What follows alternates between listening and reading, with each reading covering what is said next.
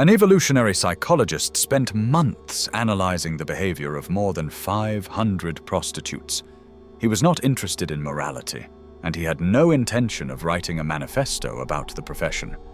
Geoffrey Miller was pursuing a question far more unsettling, one that most men never truly ask themselves. What actually controls female desire?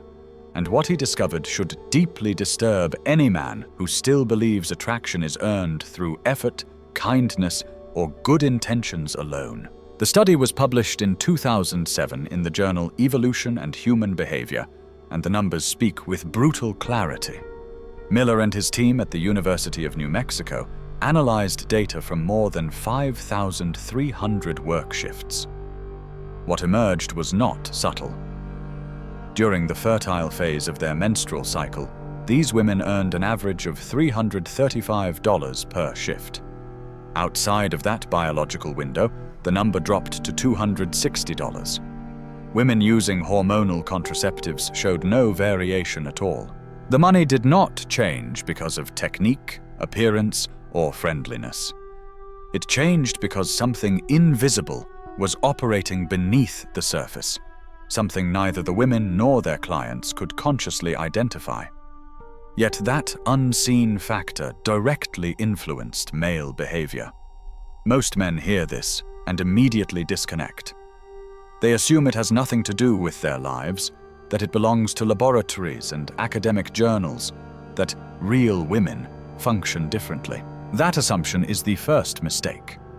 David Buss, one of the most influential researchers in evolutionary psychology, has spent over 3 decades studying human attraction across 37 different cultures. His conclusion is deeply uncomfortable. The mechanisms governing female desire are universal. They operate below conscious awareness and do not ask for permission before acting. You are being evaluated constantly by criteria no one ever taught you. And as long as you do not understand those criteria, you will continue to lose to men who may not be smarter, kinder, or more capable than you, but who emit the correct signals without even knowing why. This narrative is not about blaming women, and it is not about portraying men as victims. It is about revealing the rules of a game you are already playing, whether you like it or not. As long as you believe attraction is about what you say, the gifts you give, or how hard you try to please, you will remain in the dark. Female desire does not respond to logic. It responds to signals. Evolutionary signals. Biological signals. Signals your body emits long before you speak. Many men recognize a familiar pattern. You meet a woman. The connection feels effortless. Conversation flows. Interest seems mutual. Then, without warning, something shifts. Her responses lose energy. Messages take longer. She becomes distant.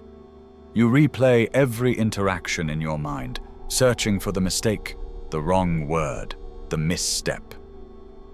The answer may be simpler and more unsettling than you expect. You may not have done anything wrong. You may have simply appeared in the wrong window. Geoffrey Miller's research revealed something most men never learn. Female desire is not constant. It fluctuates. It rises and falls according to a biological rhythm that operates independently of conscious choice. During the fertile phase of the menstrual cycle, the female brain enters a state of heightened sensitivity. It becomes especially attuned to specific markers of masculinity: testosterone, facial symmetry, social dominance, deeper vocal tone, confident posture. She does not choose to feel attraction toward these traits. That decision is made by the limbic system, the most primitive part of the brain, before conscious thought has any involvement. A 2004 study published in Proceedings of the Royal Society B confirmed this pattern. Women in their fertile phase showed a strong preference for more masculinized faces and deeper voices. Outside of that phase, preferences shifted. Softer traits, less aggressive facial structures, and more moderate voices became more appealing. The same man can provoke intense desire one week and complete indifference the next, not because he changed, but because the biological filter through which he is perceived changed. This reality shatters one of the most persistent illusions men carry: the belief that if they do everything right, if they are attentive enough, present enough, interesting enough, attraction will remain stable. It will not. Female attraction is cyclical by nature. The man who does not understand this lives on an emotional roller coaster he cannot control, interpreting every shift in her behavior as a judgment of his worth. When she pulls away, he panics. When she leans in, he clings, afraid of losing what he just gained. This reactive pattern is exactly what erodes attraction over time. What separates the man who is forgotten from the man who is remembered is not the intensity of his interest, but the consistency of his presence. A high-value man does not adjust his energy to match her emotional temperature. He does not inflate when she shows interest, and he does not shrink when she creates distance. He remains steady, centered, unshaken, because he understands that her oscillation is not about him. It is biology. And when the window of receptivity opens again, and it will, he must be positioned as the same grounded force that initially sparked her interest. Reactive men beg for attention. Consistent men command respect. And over time, respect transforms into desire. Without realizing it, before you speak your first word, she has already formed an impression of you, not based on your clothes, not on the car you drive, not on the watch on your wrist. She is reading signals you are barely aware you are transmitting. The angle of your shoulders, the steadiness of your gaze, the rhythm of your breathing, the exact moment you look away when she holds eye contact. The body communicates in a language the conscious mind does not control, and her nervous system understands that language before any conversation begins. The most common mistake men make is not talking too much or too little. It is communicating need. When you enter an interaction seeking approval, when every word passes through the filter of how she might react, when you calibrate your behavior to avoid displeasing her, your entire physiology shifts. Your shoulders subtly round forward. Your voice rises at the end of sentences, turning statements into requests. Your eyes break contact first. You may not notice any of this, but she does. Not consciously, but instinctively. Her limbic system registers these cues as indicators of lower position in the social hierarchy. And attraction does not flow downward in hierarchy. It flows upward. David Buss documented this across 37 countries. Regardless of culture, religion, or socioeconomic background, women prioritize the same fundamental masculine traits: the ability to acquire resource, the willingness to invest, and markers of strong genetics.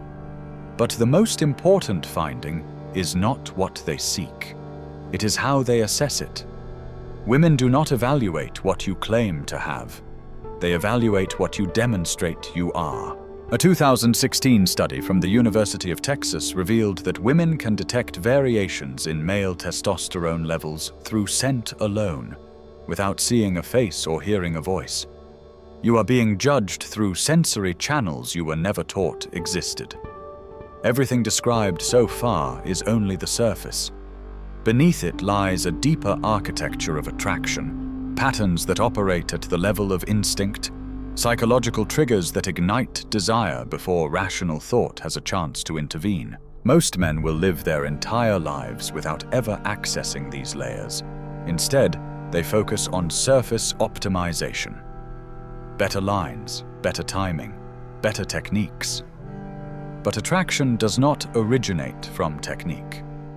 It emerges from who you are when you are not trying. This is where most men fail without realizing it. They attempt to compensate. They compensate for inner uncertainty with outer effort. The more insecure they feel, the more they give. The more they give, the more they disappear. And the more they disappear, the less desirable they become. This loop is invisible from the inside. True attraction is not created by performance. It is generated by internal coherence. A man can say all the right things and still feel hollow if he does not genuinely believe in his own value. Another man can say very little and leave a lasting impression simply because his internal state is calm, grounded, and self-contained. A study published in 2013 in the Journal of Personality and Social Psychology revealed a finding that should fundamentally alter how you think about attraction. The strongest predictor of initial attraction was not physical appearance, financial status, or displayed intelligence. It was the emotional state one person was able to evoke in the other. You can possess every desirable trait on paper and still leave her bored. You can have fewer objective advantages and make her feel alive. What you awaken in her matters more than what you own. And what you awaken in her is a direct reflection of what exists within you. Consider the man she actively pursues. He is not constantly available. He does not respond to messages as if he has been waiting for his phone to vibrate. He does not rearrange his life at the first sign of interest. He does not confess emotions before receiving clear signals of reciprocity. He shows interest without displaying dependence. He makes her feel valued when they are together, without demanding attention when they are apart. This is not a tactic. It is the natural outcome of a man whose life does not orbit around her. This reality expresses itself in every interaction, every pause, every delayed response, every boundary that does not require explanation. The difference between this man and the one who is ignored is not how much interest they feel, but how much self-worth they embody. That quiet certainty that he would be fine with or without her creates a subtle tension. Not the artificial tension of scarcity games, but the authentic tension of autonomy. Female desire anchors itself in that polarity. Not in pursuit, but in balance. To begin shifting this dynamic, a simple exercise becomes essential, though it demands ruthless honesty. In your next interaction with a woman, observe yourself as a scientist observes an experiment. Do not try to impress. Do not perform. Simply observe. Notice your posture. Is it open or contracted? Is your voice steady, or does it rise at the end of sentences? Do you hold eye contact, or do you retreat first? Are you reacting to her emotional fluctuations, or are you anchored in your own internal center? This awareness is the first crack in the automatic patterns that have been sabotaging your results for years without your awareness. You cannot change what you cannot see, and most men move through life blind to the signals they themselves emit. Once these patterns become visible, they lose their power. What was unconscious becomes a choice. And that shift, from unconscious reaction to deliberate presence, is where real transformation begins. The truth few men are willing to confront is simple, but deeply uncomfortable. Rejection is not your greatest enemy. The story you tell yourself after rejection is, every time a woman loses interest, a conversation fades, or an opportunity slips away, the male mind enters self-protection mode. She didn't deserve me anyway. Women only want rich guys. I'm too nice for my own good. These narratives work like anesthesia. They dull the pain in the moment, but each time you repeat them, you construct an invisible prison. A prison where you are always the victim and never the cause. Where circumstances are always unfair and you never have to change. Where responsibility is external and growth becomes optional. The reality most men avoid is this. If you are consistently ignored, rejected, or placed in the category of just a friend, there is a pattern within you producing those outcomes. It is not bad luck. It is not ideology. It is not modern culture. It is a repeated set of signals you emit that communicate low value in the attraction marketplace. This is not a moral judgment. It is a strategic diagnosis. And until you accept that diagnosis, You will continue searching for external explanations while your results remain unchanged. Geoffrey Miller's research illustrates this with brutal clarity. The women in the study did not consciously alter their behavior during their fertile phase. They did not apply new techniques. They did not try harder. They were not even aware they were earning more. What changed operated below conscious awareness: pheromonal output, micro-expressions, body energy, vocal tone. And the men responded by paying more without being able to explain why. The transfer to your own life is direct. Attraction is not about conscious performance. It is not about memorizing lines or following scripts. It is about what you project when you are not trying.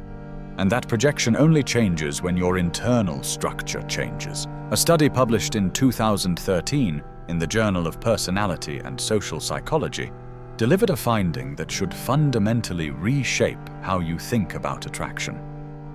The most powerful predictor of initial attraction was not physical appearance, financial status, or demonstrated intelligence. It was the emotional state one person was able to evoke in another. You can possess every desirable trait on paper and still leave her emotionally flat. You can have fewer objective advantages and make her feel alive. What you evoke matters more than what you own. And what you evoke is a direct reflection of your internal state. Observe the man she chooses. He is not perpetually available. He does not respond instantly as if waiting for permission to exist. He does not abandon commitments to secure her attention.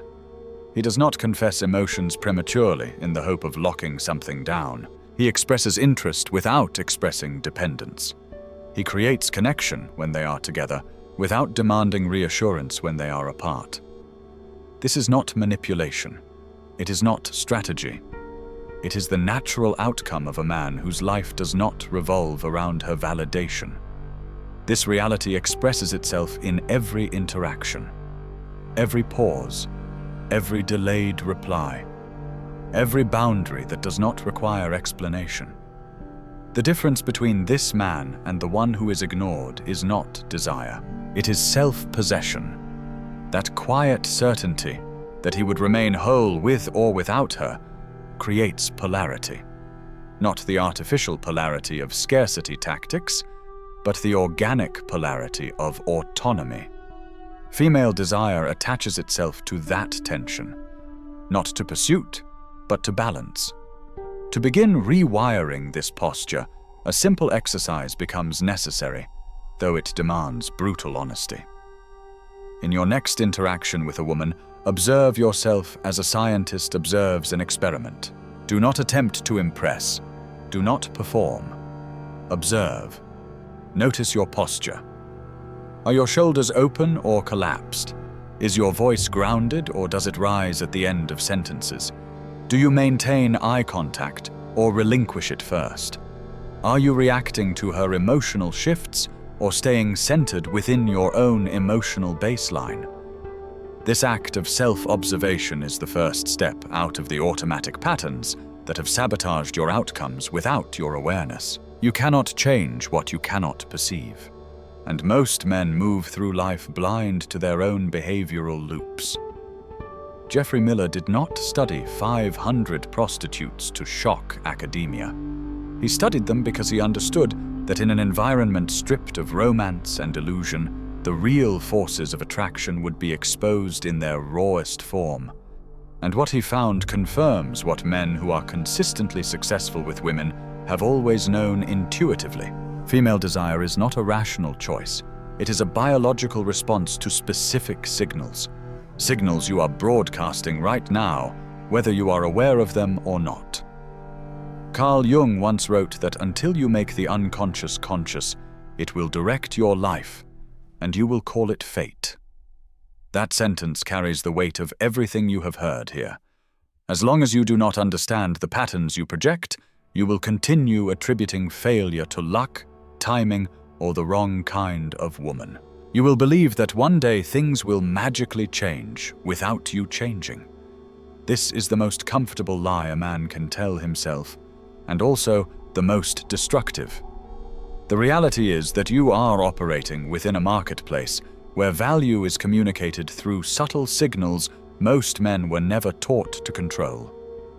The way you enter a room, the tone of your voice, the speed of your replies, the ease with which you abandon your own plans. Each of these details is registered by her evaluation system, not consciously, but relentlessly. Knowledge alone changes nothing. Information without application is entertainment. You can consume endless content about attraction and still revert to the same patterns the next time opportunity appears. The difference between the man who watches and the man who transforms lies in deliberate action after insight. It lies in the decision to observe yourself honestly, to identify behaviors that communicate need, to replace them with a presence that communicates value. That choice, repeated consistently, determines who you become.